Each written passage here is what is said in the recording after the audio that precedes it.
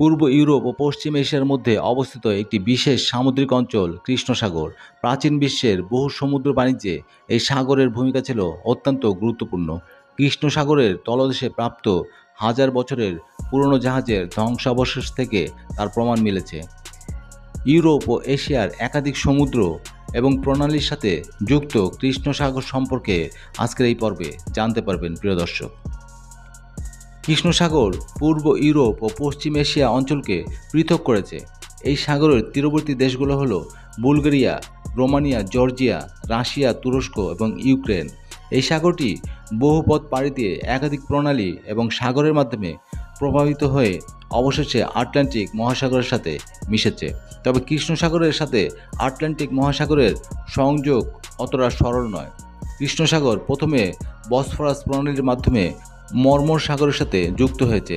এরপর দার্দানেলিস প্রণালীর মাধ্যমে এই সাগর সংযুক্ত হয়েছে এজিয়ান সাগরের সাথে, আর সেখান থেকে ভূমধ্যসাগর হয়ে অবশেষে জিব্রাল্টার প্রণালীর মাধ্যমে কৃষ্ণ সাগর আটলান্টিক মহাসাগরের সাথে সংযুক্ত হয়।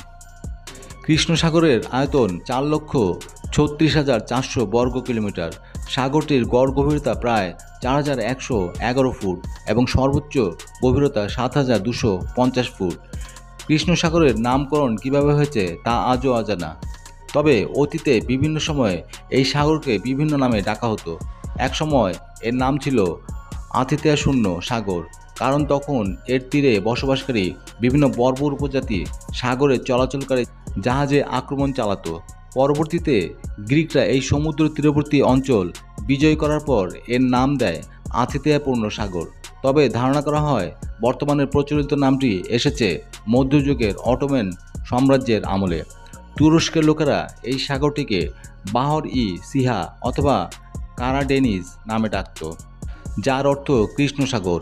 অতীতে শীতকালে এই সাগরে সামুদ্রিক ঝড় উঠলে সাগরের পানি অত্যন্ত কালো দেখাতো। তখন নাবিকেরা সাগরটির এমন নামকরণ করেন। প্রায় 7,000 বছর আগে বর্তমান কৃষ্ণ সাগর ছিল একটি মিঠা পানির হ্রদ। পরবর্তীতে ভূমধ্যসাগর থেকে লবণাক্ত পানি কৃষ্ণ সাগরে প্রবেশ করে। তখন কৃষ্ণ সাগরের মিঠা পানির জলজ প্রাণীগুলো মারা যায় এবং লোনা পানির সামুদ্রিক জীব এখানে বসবাস করতে শুরু করে। কৃষ্ণ সাগরের আশেপাশে একাধিক পার্বত্য অঞ্চল রয়েছে, ফলে এসব পাহাড় থেকে সৃষ্ট বহু নদী কৃষ্ণ সাগরে পতিত হয়। নদীগুলোর মধ্যে উল্লেখযোগ্য হল দানিউব নদী, নিপার নদী, ডিওনি নদী এবং পিপ ডেনিই বাহ নদী। একাধিক দেশের অধীনে কৃষ্ণ সাগরের ছোট ছোট 10টি দ্বীপ রয়েছে। বর্তমানে এইসব দ্বীপে জনপ্রিয় পর্যটন ব্যবস্থা গড়ে উঠেছে। কৃষ্ণ সাগরের 650 ফুট নিচে এর পানিতে অক্সিজেনের স্বল্পতা রয়েছে। এর কারণ হলো এই সাগরের উপর ও নিচের স্তরের পানি খুব সামান্য সঞ্চালিত হয় এবং দুই স্তরের পানি মিশ্রণ খুব কম ঘটে। ফলে সাগরের নিচের দিকে অক্সিজেন সহজে পৌঁছাতে পারে না। অক্সিজেনের অভাবে কৃষ্ণ সাগরের তলদেশের পরিবেশ জৈবিকভাবে মৃতপ্রায়। এছাড়া এই অক্সিজেনের স্বল্পতার কারণে বিভিন্ন জাহাজের ধ্বংসাবশেষ সহজে নষ্ট হয় না। তুরস্কের উত্তর দিকের কৃষ্ণ সাগর অংশে সাগরের তলদেশে প্রায় 40টি পুরনো জাহাজের ধ্বংসাবশেষ পাওয়া গেছে।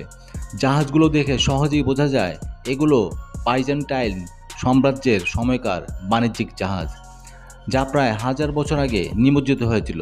তবে আশ্চর্যের বিষয় হলো এত দীর্ঘ সময়েও কাঠের তৈরি সেই সব জাহাজে পচন ধরেনি। এমনকি সেই সময়ের জাহাজের দড়ি পর্যন্ত অক্ষত অবস্থায় পাওয়া গেছে। এছাড়া 13 শতকের ইতালীয় বণিক মার্কো পোলোর আমলের কিছু জাহাজও এই সাগরের নিচে খুঁজে পাওয়া গেছে। কৃষ্ণ সাগরের সাথে সংযুক্ত সবচেয়ে বড় সামুদ্রিক অঞ্চল ভূমধ্যসাগর। প্রিয় দর্শক, পরবর্তী ভিডিও আপলোড হওয়ার সাথে সাথে দেখতে চাইলে চ্যানেলটিকে সাবস্ক্রাইব করুন এবং পাশে থাকা বেল আইকনটি ক্লিক করুন।